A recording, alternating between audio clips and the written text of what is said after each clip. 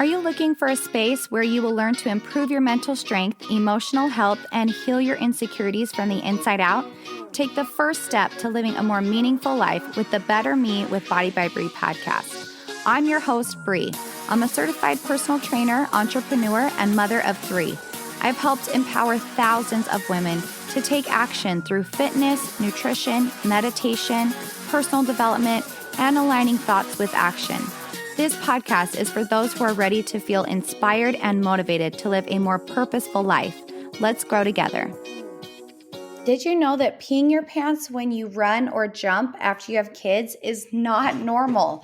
There are so many things women just deal with because they're told that that's what happens when they have a baby, but that's simply not true. There are things you can do to strengthen your pelvic floor and protect your core after you have a baby, and I brought Pauline, a pelvic floor specialist, to chat about ways that we can strengthen and protect our pelvic floor. We also talk about common misconceptions, things we all do that make our pelvic floor weaker, and signs to look out for if you do have a weak pelvic floor. Pauline has been practicing as a pelvic floor physical therapist for over 12 years.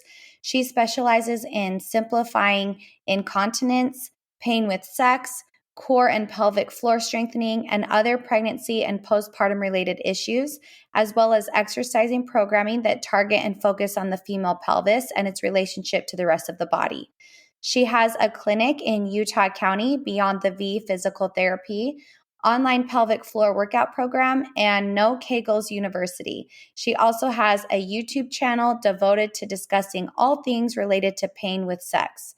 She is the mom of 2, married to the man of her dreams, enjoys her chicken and dogs, and riding horses. Her mission is to help women overcome their postpartum issues, no matter how long ago it was, and to empower and educate women on how to solve these issues because there are answers and it's a whole lot more than Kegels. Let's get started. Hi, Pauline. Welcome to the podcast. How are you? I'm great. Thanks so much for having me. I'm really excited to do this. Well, I'm excited to have you on the podcast because you know how passionate I am about pelvic floor health and core. And I feel like so many women just live with these issues that they think are normal, and they are not normal at all. So I'm excited to talk about it. And we actually had a phone call a few days ago, and I was like, I'm going to title this, "It's Not Normal to Pee Your Pants." Because so many people think it's normal, right? Right. You're so right on this. And I'm so thankful that you talk about it so much because I feel like women in your industry, if they could do more talking about this and provide more guidance and referrals, I feel like it would make a much bigger impact because I think women are more likely to trust people like you that are authentic and genuine and providing women with real and lasting results in their life. Oh, thank you. That means a lot. So I actually am kind of upset that they don't give more care for your pelvic floor and your core after you have a baby. Like at your 6-week checkup, they're like, okay, your stitches look good. You're good to go. And that's it. Like they do no rehab, no education. And these poor women just go out and have no idea what they're doing. And then a lot of times end up hurting themselves. And the reason why I'm so passionate about it is because I don't know if you know my story, and I've said this in one of my podcasts a long time ago, but after I had my first daughter, Olivia, before I got certified in pre and postnatal fitness, I was just so eager to feel like myself again after I had my baby that I was in the gym 2 weeks after I had my baby. Like I'm pretty sure I still had stitches. And I was lifting. I was like lifting weights and I'm like, I just want to feel like myself again. And I actually ended up having a prolapse uterus because I was putting too much strain on my pelvic floor and it wasn't healed yet. And so I'm like, oh my Mm-hmm. gosh, and then I learned all about pelvic floor. I went to a specialist, and that's when I'm like, I need to get certified in this so that I can help other women after they have a baby, not do what I just did. So now I'm very passionate about spreading the word, and you are an expert, and I'm really excited. So what made you so passionate about women's health and pelvic floor? Well, it was actually an accident. I had done some observation work at a women's health clinic, and they did a lot of post mastectomy care. So after you have part of your breast or most of your breast removed after a cancer diagnosis. And so I started a rotation thinking that it was going to be all post mastectomy care. And it was no post mastectomy care. It was all pelvic floor. And I was honestly mortified. I felt sick to my stomach that first day, but I started hearing all of these heart-wrenching stories. I tell them a lot. So if you've heard me say this before, I'm sorry for saying the same stories, but there was a grandma who wanted to watch her son graduate from Tulane Medical School. This was down in Louisiana. And she couldn't, because I think she was, I mean, I can't remember. It was so long ago, like 13 years ago. She was going through like 4 pads within an hour or two. So there's no way she could go watch her grandson graduate from medical school. And there was Of another, like blood or pee? oh, Like, what do you mean? of pee, of urine. So that's how Oh, okay. much. Like she couldn't hold, she had incontinence. Yes. Yeah. So she was Okay. going through Okay. that many pads because she couldn't control her bladder because her pelvic floor was weak.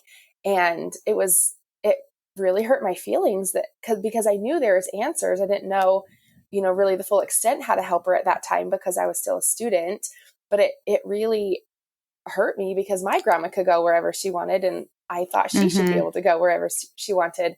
And there was another lady, and this story kills me every time I tell it, but she told her husband that he could just go be intimate with whomever he wanted because it hurt her too much to be intimate. Oh, sad. Yeah, it really was. And that's not the first time I've heard that story. And so there was enough stories like that. Those are some of the bigger heavy hitters that I remember that I just kind of realized, this is not about me. And if there's answers, and I forget who says the quote, but I don't know, maybe Eleanor Roosevelt or something. I'm not that well read, but where they talk about, if you can get women, to change the world, you know, a whole lot, there's going to be a lot bigger impact. And so I just Right. really think that if we can, I mean, from your end and from my end, if we can offload some of the burden of these women so that they can go, be better mothers without this burden, or go live their dreams, or start their businesses, or, be a better wife, or start the hobby they've always wanted, but, and they now can go do these things because they have answers. I just think this Right. work is really important. I love that. So what are some of the signs that a woman might have a weak pelvic floor? Like, why should we even care? A lot of women don't even know what a pelvic floor is. Mm-hmm. So what would some of the like side effects be or signs of a weak pelvic floor? Sure. So I think the first and foremost is if you've had an episiotomy or you tore with birth. Another a sign would be incontinence, whether that's your bowel or bladder or your poop or pee, that you don't have control of either of those. If you I'm not have, kidding. I just have to tell you, I'm not kidding when I say every single time I sneeze, I have to cross my legs or I will pee. I oh, will. Like my kids even make fun of me because if I forget to cross my legs, I'm like, well, crap, I just peed my oh no, pants. oh no. Okay, Yeah.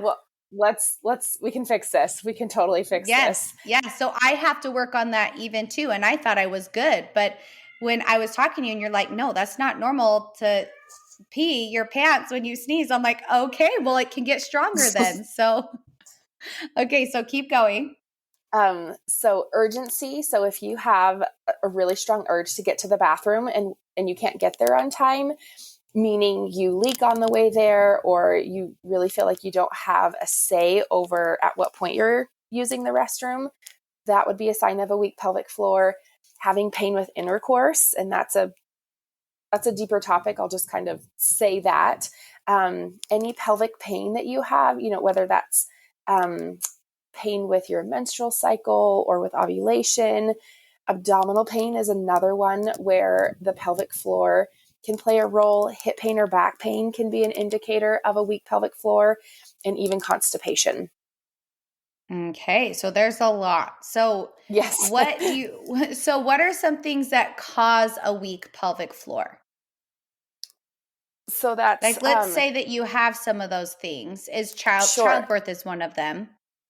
Yes, of course. Yeah, childbirth is one of them.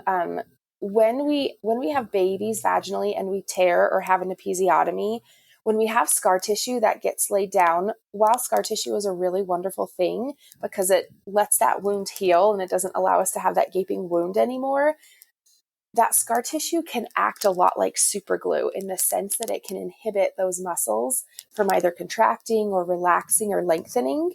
And so that can kind of pause that muscle or freeze it where it's at and doesn't allow it to move. So that's a really big cause of weak pelvic floor that I see a lot in my clinic and a lot in my DMs too, as I'm talking to women about this. Another, you hinted at it earlier with your story when you said that you returned back to exercise too quick. And I think that there's a couple of components that go with that. One is understanding that after we have a baby, our hormones, even though we don't have that placenta anymore producing all those, hormones that make all of our ligaments very loosey-goosey, it still has an effect, especially if we're nursing.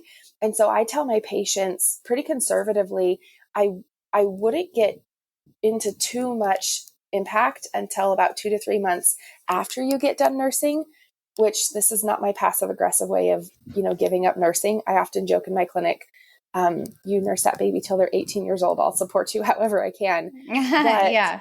I think understanding that after you had that baby, not only are those hormones affecting how your ligaments are supporting your pelvis and other parts of your body, which can change how you manage your pressure in that pelvic floor with your organs, your pelvic organs and your abdominal organs, they're also not sitting in the same place that they used to.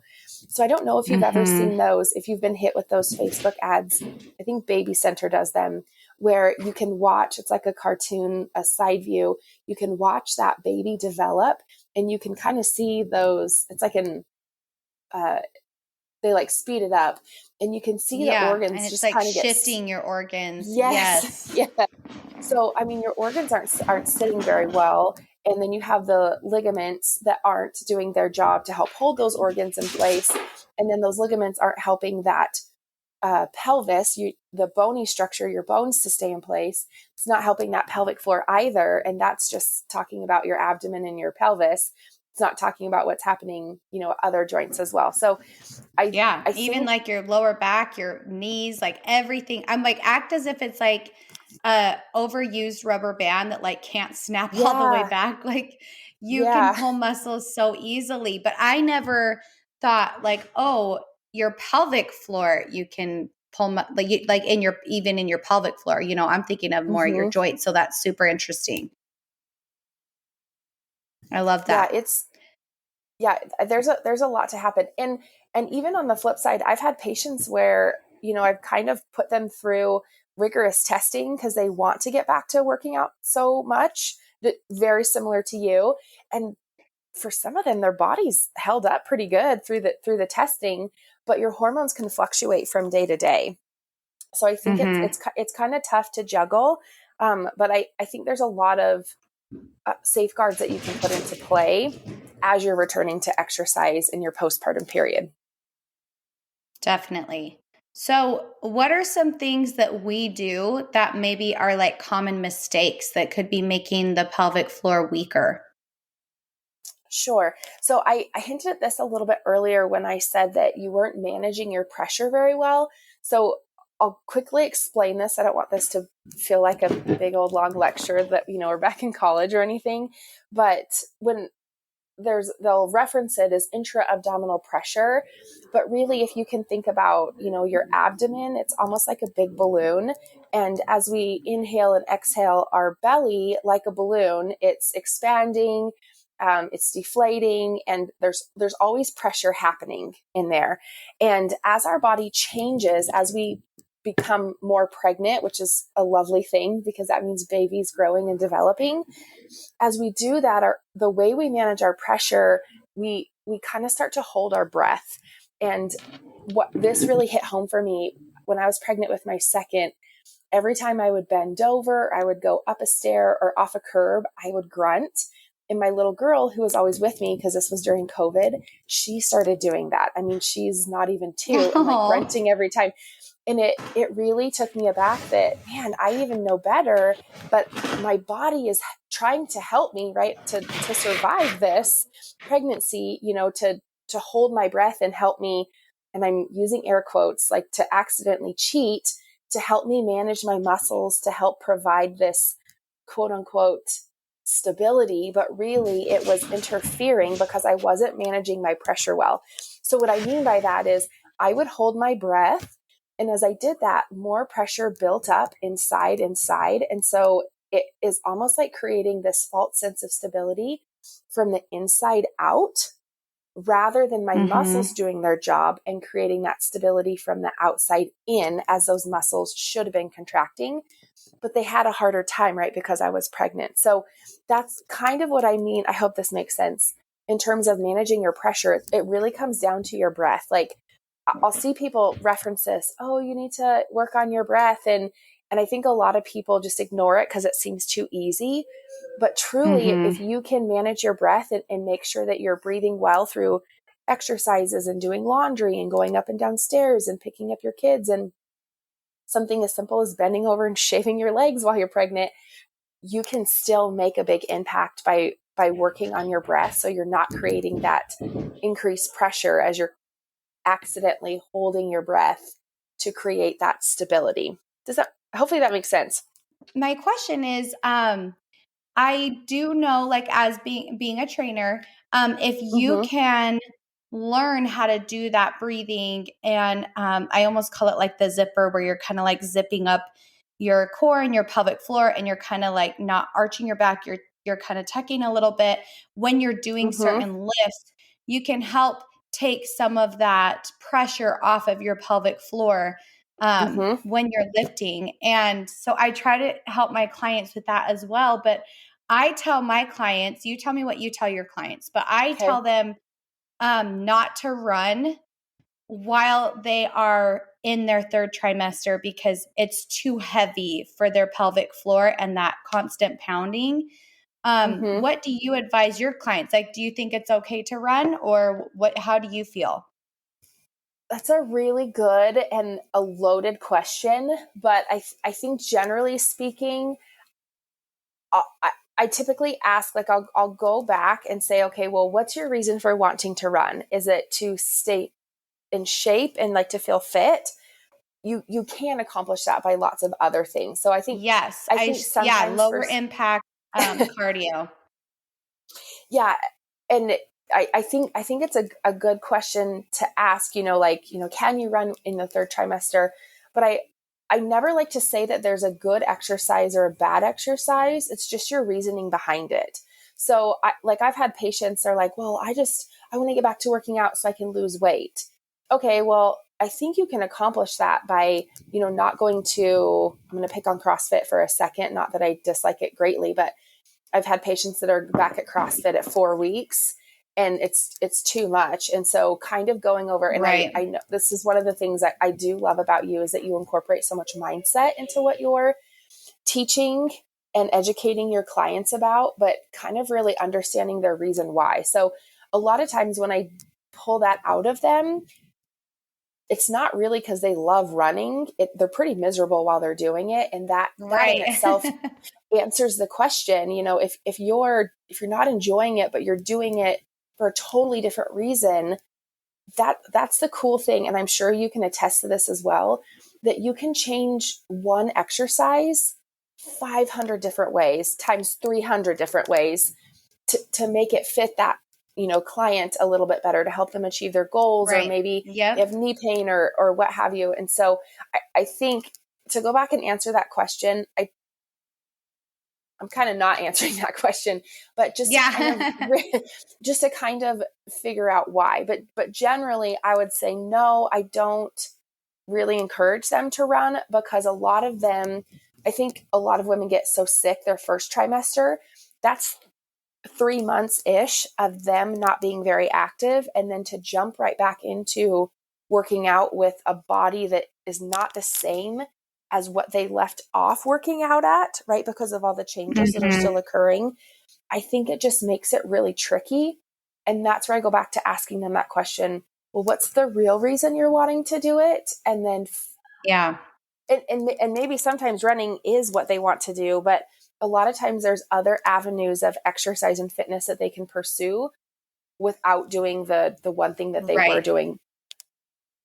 That's what I try to show my clients is there's so many other ways to get in shape and like feel really good without putting so much pressure on your pelvic floor with like a bowling ball just bouncing up and down on your pelvic floor. It's just a lot. And I also try to tell them like, let's figure out other ways besides running right after you have the baby. Let's let that pelvic floor heal, your back heal, your knees heal before we start doing the pounding, the heavy pounding. So what are some ways that we can strengthen our pelvic floor? I know that we talked a little bit about the breathing.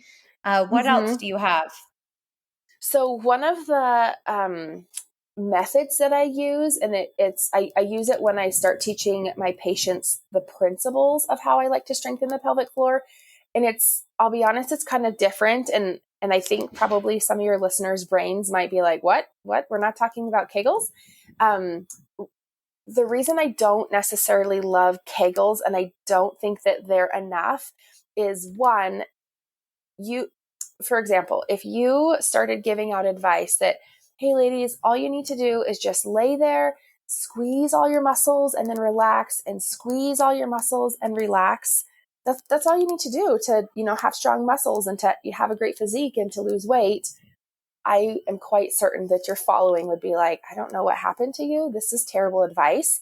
And that's how I feel about doing Kegels, to be able to achieve a strong pelvic floor in order for those muscles to do the job that they were designed to do. So really quick, like when you go to bend over to pick something up, your pelvic floor contracts to support those organs. It contracts against your urethra so that pressure, how we kind of talked about our belly acting like a balloon, so that it's not like someone's like stepping on our bladder, that pelvic floor supports that. When you jump off a step, or if you run, or if you go to pick up a laundry basket, or you go to pick up a case of something at Costco, that pelvic floor is having to do a whole lot more than what the strength or tension is generated by you doing an isometric contraction or just squeezing the muscle on its own. So I kind of feel like it's not giving that pelvic floor the recognition and the care that it deserves. So the way I like to teach my patients these principles anyways is I call it VAB3 or VAB3. And what that stands for is vertical, above, below, and then 3 planes.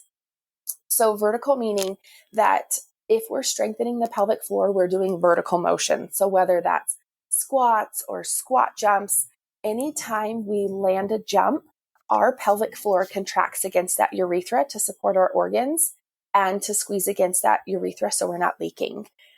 I like to reference above, the A in that VAB3 is we're strengthening the muscles above the pelvic floor. So that is the abdominals, the back muscles, making sure your thoracic spine is moving, making sure your diaphragm is moving well. Those all play a role when I referenced pressure before into that pelvic floor having the appropriate input to do the job that it was designed to do. And then B is for below, your hip, your knee, and your ankle and your foot, making sure that those muscles are strong as well. And 3, meaning that we're moving in all 3 planes. So to kind of bring that all together, the vertical is kind of on its own in how that pelvic floor works. But our pelvic floor, and I know this is a podcast, I can't show you, but if you were to look up where all the hip muscle attachments are on the pelvis, there's a ton. The hip muscles and the pelvic floor, they share a lot of the same origins and attachments. And a lot of times they're next door neighbors. And research has shown time and time again that whatever the hip does or doesn't do, the pelvic floor does or doesn't do. So getting that hip moving in all three planes can really impact that pelvic floor. And that's a lot of how my programming goes, is to address all those 4 principles in VAB3. I love that. I love how you have it so concise. Like, Thanks. Yeah, I love it. That's great. So, I have a question too. Are there things that we can do as we're pregnant to protect our pelvic floor? Yeah, Obviously, I mean, I'm pregnant right now, so I'm 16 yes. weeks. So I'm really trying to make sure that I'm doing everything I can to not, really damage that pelvic floor. Of course.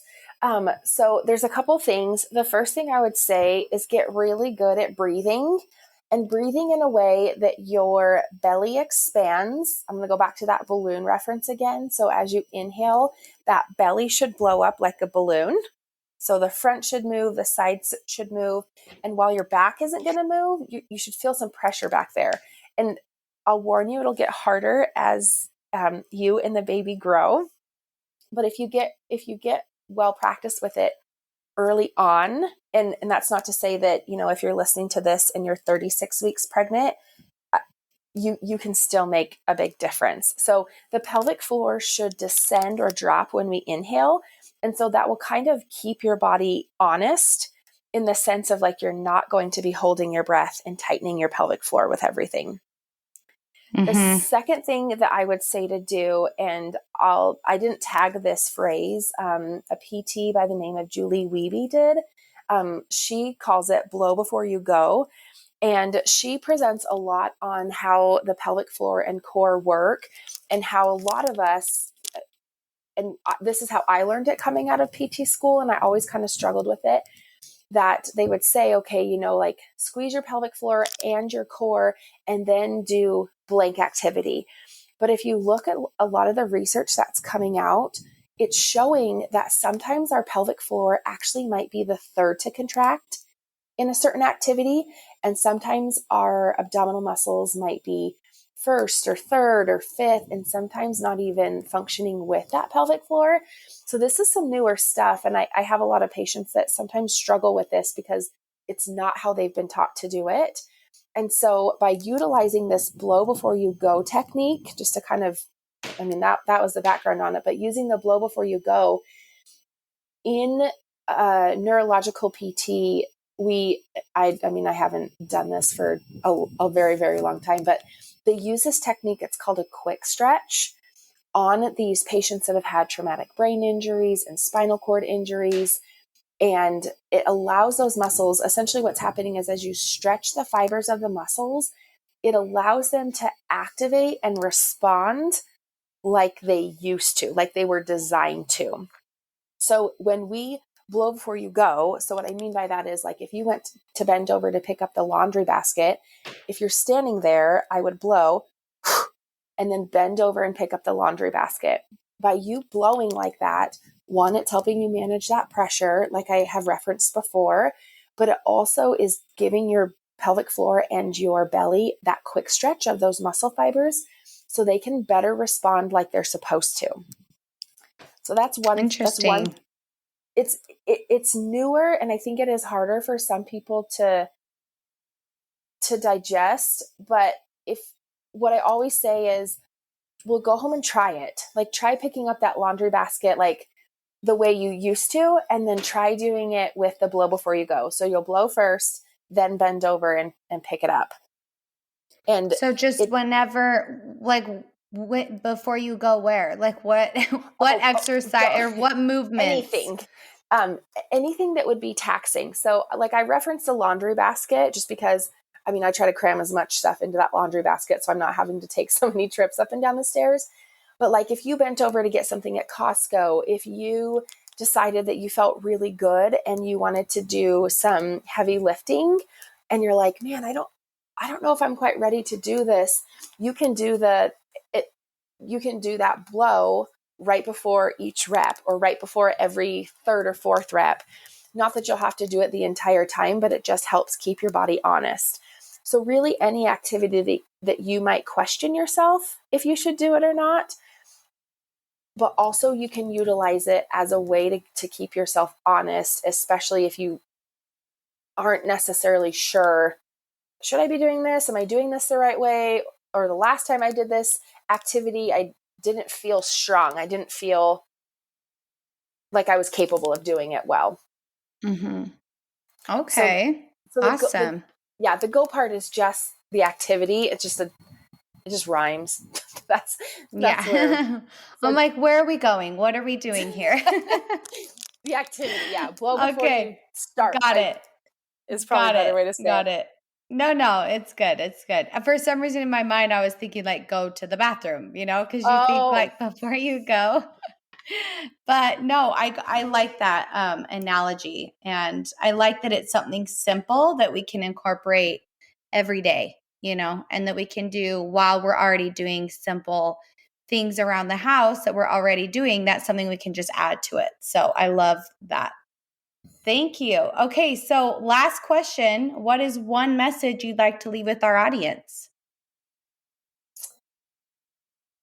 the one, you're doing better than you think you are, and you're not wrecking your pelvic floor as much as the media says, or your sister says, or wherever you read it. Your pelvic floor is a lot stronger and more resilient than you think it is. That's awesome. I love that. A lot of times trainers even will use fear-based, to be like, you have to buy this program because if you don't know what you're doing, you're going to ruin, so I love that you give people peace of mind. That was really great. So if people want to find you, if they want more information, where can they find you? Sure. So I'm on Instagram at Beyond the V by Pauli, Pauli. I have a YouTube channel, Beyond the V Women's Health, and I have an email as well, but you're welcome to message me on Instagram. Perfect. And I will link those in the show notes as well so that people can find you if they want more information. Great. Thank you so much, Pauline. I am so grateful that you're here to share your knowledge with everyone. And if you guys have any questions, make sure to put them in the show notes and we will make sure to send them to Pauline. All right. I'll talk to you later, Pauline. Thank you. You're welcome. It was good to talk to you. Bye. Thank you for joining us in today's episode. If you liked the content and want to hear more, remember to hit that subscribe button and write a review. As a small business owner, I appreciate it more than you know. If you are looking for a program to help with self-confidence, to lose weight, get in shape, and work on your mental, physical, and emotional health, check out my training programs on www.bodybybree.com. My team and I help to hold you accountable through the Body by Bree app, where you log in to see all your workouts, custom meal plan made specifically for you and your needs, and communication through the messenger. You are never alone when you're on the Body by Bree training program. Click the link in the show notes to get more information on how to transform your life from the inside out.